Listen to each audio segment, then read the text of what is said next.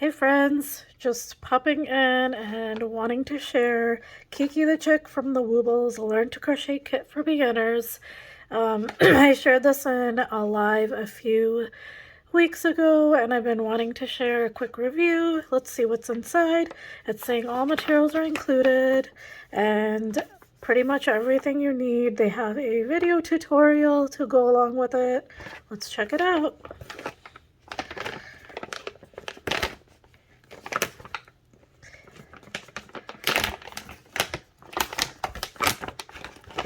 So, comes with a crochet hook. This one's a 4mm. What else is in here? We got Woobles Yarn and the colors we need, just the amounts we need.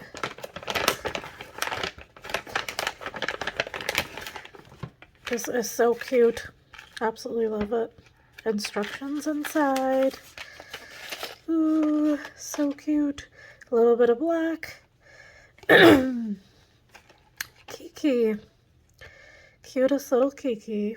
So then step-by-step guide can be found online. Take a look at it later. There's safety eyes. We got some safety eyes in here. Perfect. A yarn needle. Let's see what else we have. We have some stuffing. So it literally comes with everything. And I am going to head over to